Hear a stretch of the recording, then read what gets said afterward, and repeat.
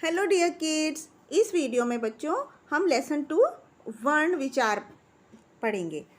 बच्चों क्या होता है, जब हम बोलते हैं तो हमारे मुंह से अलग अलग तरह की ध्वनियाँ निकलती हैं। ध्वनियाँ मतलब आवाज़ें निकलती हैं और हर एक ध्वनि का एक अलग निशान होता है जिससे हम उसको लिखते हैं।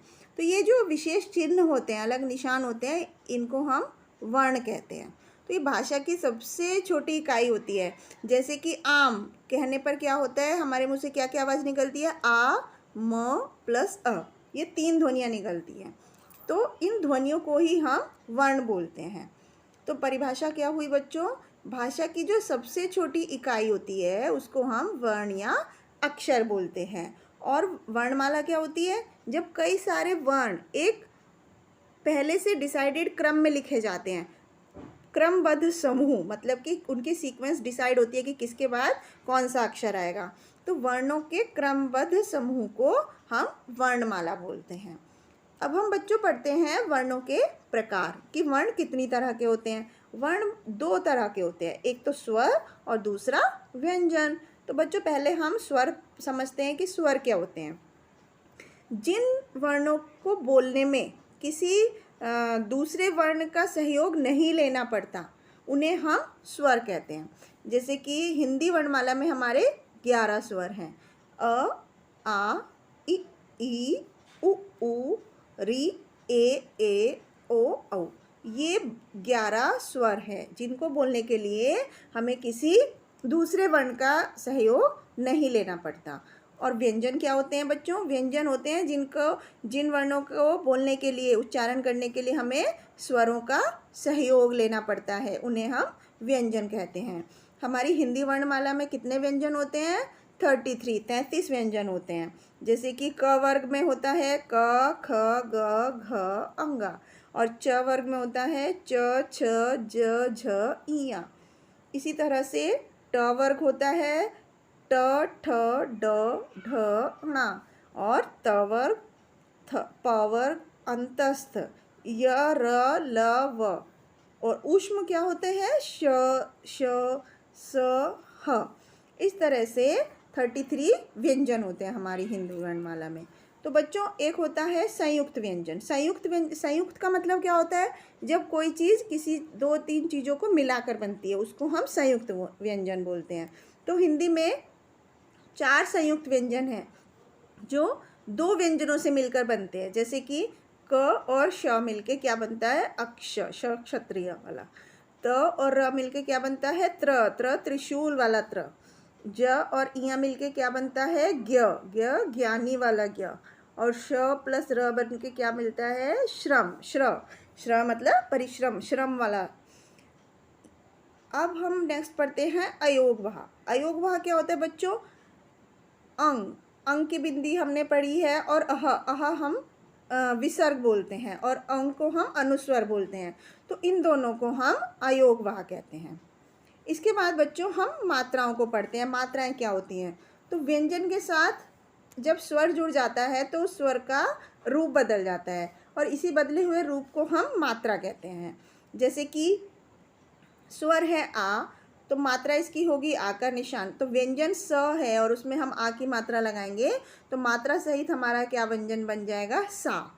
और उसका हम प्रयोग कैसे कर सकते हैं किसी भी शब्द में, जैसे साग, इस तरह से।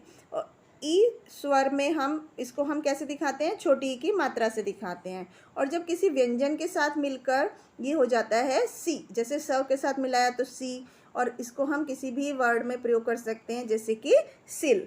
इसी तरह बड़ी ई का जो स्वर है उसको हम बड़ी ई की मात्रा से इस तरह दिखाते हैं और जब स में बड़ी ई की मात्रा लगी तो वर्ड बन गया सी और इसको हम सीमा। कोई भी इस तरह से हम अलग अलग वर्ड बना सकते हैं। इसी तरह से अलग अलग मात्राओं को छोटा ऊ, बड़ा ऊ, री, ए, आई, अंग, ओ, औ, इस तरह से हम अलग अलग व्यंजनों में जोड़कर जैसे अलग अलग वर्ड बना सकते हैं। सुख, सूरज, सृजन, सेब, सैर, सोना, सौदा। इस तरह से हम मात्राओं के साथ व्यंजन को जोड़कर अलग अलग शब्द बना सकते हैं। इसके बाद बच्चों अनुस्वार आता है अंग और अह। तो अंग को हम जब किसी व्यंजन के साथ लगाते हैं तो आवाज़ निकलती है संग, अंग, अंग की आवाज़ निकलती है। और अहा, ये विसर्ग बोलते हैं इसको, तो हो गया नमहा। तो इनके अलावा अंग और अहा का प्रयोग अलग तरह से भी होता है, जैसे कि अ की कोई मात्रा नहीं होती है, अ जो स्वर होता है उसकी कोई मात्रा नहीं होती, और अ की ध्वनि निकाल देने से व्यंजन को हम हलंत लगा कर लिखते हैं। जो नीचे तिरछा डंडा होता है इसको हम हलंत बोलते हैं, जैसे क, च, म, र, श, इस तरह से। और र में अगर हम छोटा ऊ या बड़े ऊ की मात्रा र के बीच लगाई जाती है, जैसे कि र प्लस ऊ रू, तो र में बीच में ये मात्रा लगाई जाती है बड़े ऊ की, जैसे कि रूपिया, रूप, इस तरह से। तो ये कुछ अलग बातें होती हैं हिंदी व्याकरण में। इसके बाद हम र के अलग अलग प्रयोग सीखेंगे। र का प्रयोग बच्चों बहुत ज़रूरी है समझना, क्योंकि र को हम बहुत तरीके से यूज़ करते हैं हिंदी में।